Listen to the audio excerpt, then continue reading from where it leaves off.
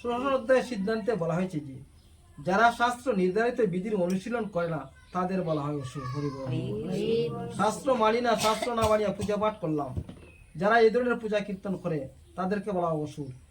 এবং শ্রদ্ধা সহকারে শাস্ত্র বিধির অনুসরণকারীদের বলা হয় সুর বা দেব। হরি বল। কইছে আর দেবতা, কইছে মানুষের মধ্যে দেবতা, মানুষের মধ্যে অসুর। কইছে যারা শাস্ত্র মানিয়া গোবিন্দের সেবা করে তারাই দেবতা, আর যারা শাস্ত্র না মানিয়া পূজা পাঠ করে কিন্তু সারাদিন উপবাস তাকিয়া পূজা পাঠ করে কিন্তু শাস্ত্রের লোক কোনো সম্পর্ক নাই, কইছে অসুরের পূজা। হরি বল।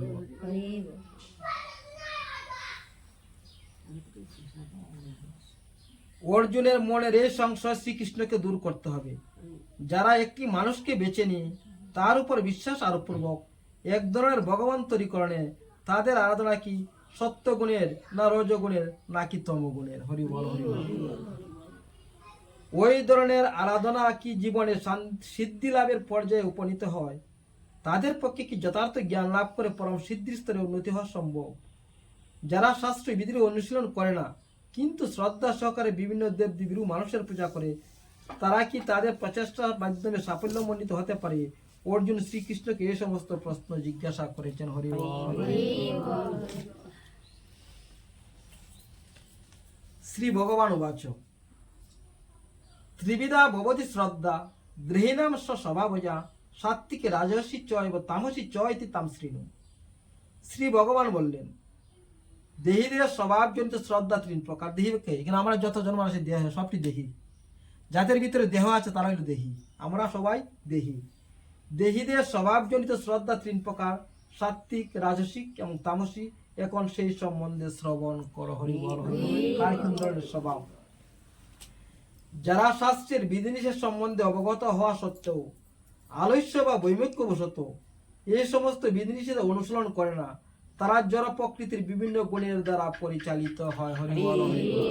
আমরা গীতা পাঠ করি, গীতা পাঠ শুনি, শ্রবণ করি, সবকিছু জানি, জানা সত্ত্বে যখন এইগুলা মানি না তখন কইছি এই যে জানা সত্ত্বে যারা মানি না কইছি এটা তমগুণের এবং রজগুণের। হরি বল। হরি বল। এটা রাজসিক, আমরা মানুষের লোক দেখানো করি, গীতা পাঠ করি আর শ্রবণ করি, যদি আমরা না মানি, শোনার পরেও পাঠ করার পর আমরা জানি সব কিন্তু আমরা মানি না, কইছি তামসিক এবং রাজসিক। হরি বল। হরি বল। প্রকৃতির বিভিন্ন গুণের সঙ্গে জীবের সংসর্গ চিরকাল ধরে চলে আসছে। যেহেতু জীবসত্তা জড় প্রকৃতির সঙ্গে সংশ্লিষ্ট হয়ে আছে, সেই জন্য জড় গুণের সঙ্গে তার আসঙ্গ অনুসারে সে বিভিন্ন ধরনের মানসিকতা লাভ করে থাকে। হরি বল। হরি বল। কি কইছে আসঙ্গ মানে কি? কুসঙ্গা। কইছে আমরা যে যে ধরনের মানুষের সঙ্গ করবো আমাদের স্বভাবটা সেই ধরনের হইব। হরি বল। হরি বল। সাধু সঙ্গ যদি করি, সাধুর যে স্বভাব আছে সেই স্বভাবটা আমার ভিতরে উন্নীত হইব, অবনীত হইব। আর আমি যদি চুরের সঙ্গ করি আমার কাছে চুরের স্বভাব হইব, মাতালের স্বভাব না চলি মাতালের স্বভাব আমার কাছে অবনীত হইব। হরি বল। হরি বল। সেই যে হচ্ছে আসঙ্গ মানে কুসঙ্গ আমরা চিরকালে চলে আসে, কারণ আমরা বুঝিয়া চলতাম যে কার সঙ্গ আমরা করতাম, সাধুর সঙ্গ করতাম না, ভক্ত সঙ্গ করতাম না, সুরের সঙ্গ করতাম না, মাতালের সঙ্গ করতাম। হরি বল। হরি বল। সবটি রাস্তা দিয়ে আসছে, তুমি সেই রাস্তাটা তুমি বাঁচিয়ে নিতে। হরে কৃষ্ণ। কিন্তু যদি সে কোনো সদ্গুরুর সঙ্গ লাভ করে এবং তার নির্দেশিত অনুশাসনাদি শাস্ত্রাদি মেনে চলে তাহলে তার স্বভাব পরিবর্তন হতে পারে।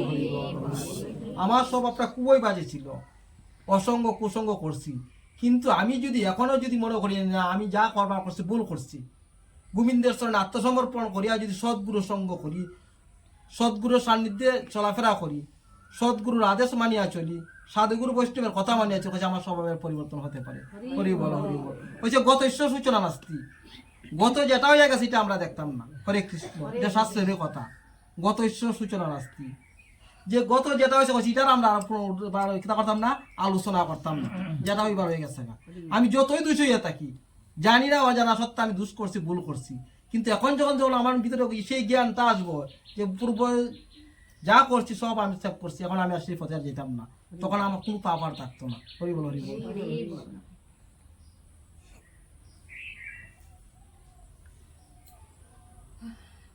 সেভাবে মানুষ ধীরে ধীরে তমু থেকে সত্যে কিংবা রজু থেকে সত্যে তার অবস্থার উন্নতি সাধন করতে পারে।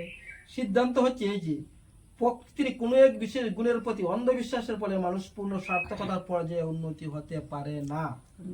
সবকিছু সতর্কতার সঙ্গে বুদ্ধি দিয়ে সদ্গুরুর সান্নিধ্যে বিবেচনা করিতে হয়। হরি বল। কার কাছে বিবেচনা করবো?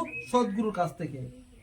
সবকিছু সতর্কতার সঙ্গে বুদ্ধি দিয়ে সদ্গুরুর সান্নিধ্যে বিবেচনা করিতে হয়। হরি বল, হরি বল। এভাবে মানুষ প্রকৃতির উচ্চতর গুণগত পর্যায়ে নিজের অবস্থার পরিবর্তন করিতে পারে। হরি বল, হরি বল। সুখানা নিতে তো সিলিং যখন মিশ্রিত হইব তখন তো সুখা স্বভাবটা থাকবো। হ্যাঁ ঠিক তেমনি কইছে আমি যতই খারাপ হইয়া থাকি কইছি খারাপ পথে আর চলতাম না, অবতারিত হইতাম না। হরি বল, হরি বল। আমি সৎ পথে চলবো, তখন আমার সৎ অবস্থা। সেই জন্য কইছে সৎগুরু সান্নিধ্যে সৎ বুদ্ধি। গুরু সান্নিধ্যে নাই যে নিজে নিজের বুদ্ধিও চলাফেরা করি, কইছে উন্নতির কোনো রাস্তা নাই। হরি বল, হরি বল। কইছে নিজের বুদ্ধি কোনোদিন উন্নতি লাভ করা যায় না, কইছে সৎগুরু সান্নিধ্যে বিবেচনা করিতে হয়। এভাবে মানুষ প্রকৃতির উচ্চতর গুণগত পর্যায়ে নিজের অবস্থার পরিবর্তন করিতে পারে। সত্যানুরূপা সর্বস্ব শ্রদ্ধা ভবতি ভারতং শ্রদ্ধা মহং পুরুষ যে যচ্যুত সয়বশ। সকলে শ্রদ্ধা নিজ নিজ অস্তিত্বের অনুরূপ হয়। যে যেই রকম গুণের প্রতি শ্রদ্ধাবান সে সেই রকম শ্রদ্ধাবান হয়। হরি বল। প্রতিটি মানুষেরই সে যেই হোক না কেন কোনো বিশেষ ধরনের শ্রদ্ধা থাকে, কিন্তু তার স্বভাব অনুসারে সেই শ্রদ্ধা সাত্ত্বিক, রাজসিক অথবা তামসিক বলে বিবেচিত হয়। এভাবে তার বিশেষ শ্রদ্ধা অনুসারে সে বিশেষ বিশেষ ধরনের মানুষের সঙ্গ করে।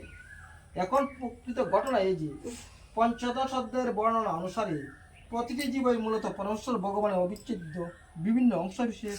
তাই প্রকৃতপক্ষে প্রতিটি জীবই জড় প্রকৃতি সমস্ত গুণের অতীত। হরি বল, হরি বল। কিন্তু কেউ যখন পরমেশ্বর ভগবানের সঙ্গে তার সম্পর্কের কথা ভুলে যায় এবং বদ্ধ জীবনের জড় প্রকৃতির সংস্পর্শে আসে, তখন সে জড় প্রকৃতির বিভিন্ন ধরনের সঙ্গ অনুসারে নিজের অবস্থান